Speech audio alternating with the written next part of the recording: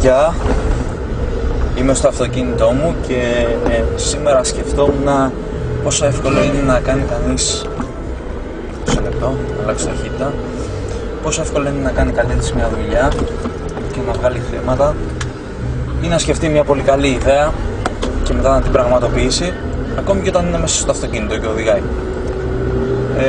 Αυτό που θέλω να δείξω είναι ότι ανά πάσα στιγμή μπορείς να εκμεταλλευτείς τον χρόνο σου και κυρίως τις περισσότερες φορές όταν είμαστε στον δρόμο και σκεφτόμαστε διάφορα πράγματα και δεν τα καταγράφουμε κάπου, τα ξεχνάμε και μπορεί να έχουμε κάποιες πάρα πολύ καλές ιδέες. Οι καλύτερες ιδέες δεν έρχονται όταν καθόμαστε κάτω να σκεφτούμε αυτές τις ιδέες. Οι καλύτερες ιδέες συνήθως συμβαίνουν εκεί που περπατάμε στον δρόμο ή εκεί που οδηγάμε, αλλά ποτέ δεν έχουμε τον χρόνο ή ίσως την προνοητικότητα να κάτσουμε να τα γράψουμε, να τα σημειώσουμε κάπου και μετά να τα υλοποιήσουμε. Γι' αυτό θα κάνω αυτό το πείραμα. Θα πω κάποια πράγματα που σκέφτηκα τώρα όσο οδηγούσα στο αυτοκίνητο και είχα μαζί μου αυτή την κάμερα. Φυσικά εσείς στο σπίτι ή μάλλον στο αυτοκίνητο μην το ξαναδοκιμάσετε αυτό που κάνω εγώ εδώ πέρα, γιατί είναι πάρα πολύ επικίνδυνο, μπορεί να χτυπήσω κανένα σκυλάκι ή καμιά γριούλα.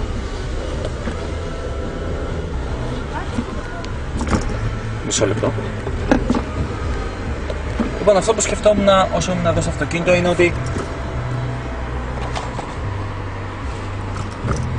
στην ουσία ένα από τα μεγαλύτερα όπλα ενός επιχειρηματία, ενός νέου επιχειρηματία, ο οποίος δεν έχει ακόμα μια πολύ μεγάλη επιχείρηση να επιδείξει μεγάλο πελατειακό κοινό, είναι ότι μπορεί να χρησιμοποιήσει το ίντερνετ. Το ίντερνετ είναι μια τεράστια αγορά όπου πολλοί άνθρωποι μπορεί να ενδιαφερθούν για τα προϊόντα σου και χωρίς καν να το περιμένεις. Γιατί ας πούμε υποτίθεται ότι ζεις στην Ελλάδα και κάποιοι δεν ενδιαφέρονται συγκεκριμένα για τα προϊόντα σου. Μπορεί κάποιοι στην Νορβηγία να ενδιαφέρονται πάρα πολύ για αυτά λόγω ιδιοσυγκρασίας ή εθήμων, συνηθιών κλπ. Τώρα αυτό μπορεί να ακούγεται βέβαια κάπως λίγο περίεργο και όχι και τόσο αληθινό, αλλά η αλήθεια είναι ότι συμβαίνει. Και θα δοκιμάσουμε να θα κάνουμε ένα πείραμα.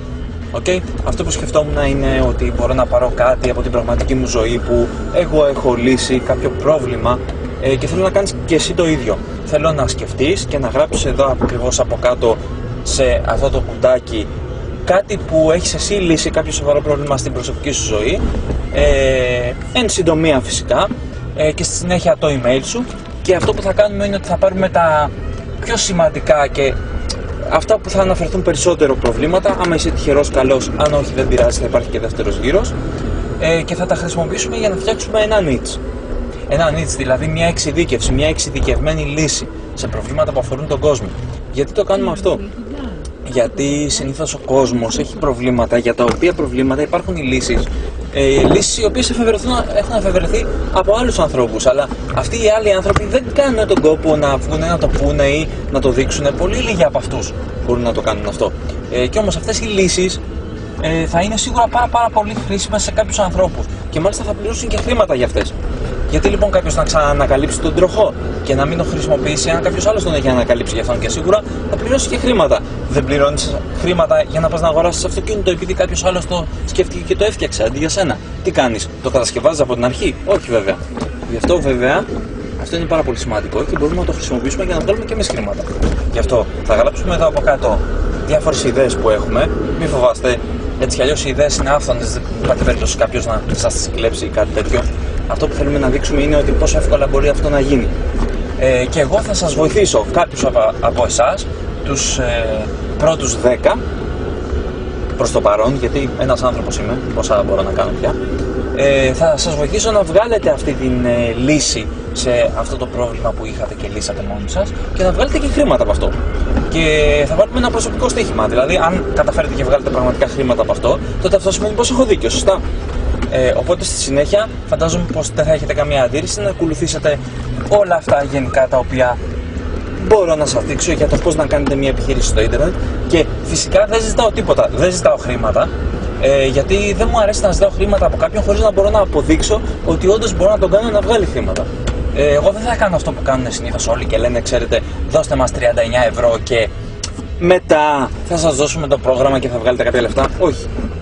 Εγώ θα σας ζητήσω μόνο απλά να δεσμευτείτε στον εαυτό σας και να γράψετε εδώ πέρα κάποια λύση σε κάποιο πρόβλημα που έχετε βρει, και εγώ θα σας βοηθήσω να βγάλετε χρήματα. Όταν θα βγάλετε χρήματα και αν στη συνέχεια θέλετε να ασχοληθείτε, τότε ναι, μετά συζητάμε και για αμοιβή και συζητάμε και για να μπείτε στο πρόγραμμά μου και να χρησιμοποιήσετε όλα αυτά που εγώ ξέρω. Έφτασα και πρέπει να παρκάρω, γι' αυτό θα κλείσω. Ελπίζω να ήμουν αρκετά κατατοπιστικός. Θα ακολουθήσει και πιο κατατοπιστικό βίντεο. Όσοι καταλάβανε μπορούν να συνεχίσουν να γράψουν από κάτω αυτά που τους ζήτησα και το email τους. Μην φοβάστε, δεν πρόκειται να το χρησιμοποιήσω για να στέλνω χιλιάδες και να κάνω διαφημίσεις. Δεν είμαι τέτοιος τύπος. Είμαι εδώ πέρα για να σας βοηθήσω. Και το κάνω αυτό που την είναι στο αυτοκίνητο μου, έτσι, δεν είναι καταπληκτικό. Οκ, μέχρι την άλλη φορά τα ξαναλέμε. Γεια.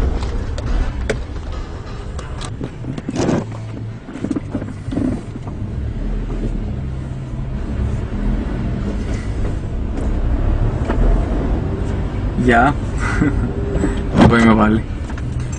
Απίστευτο, έτσι.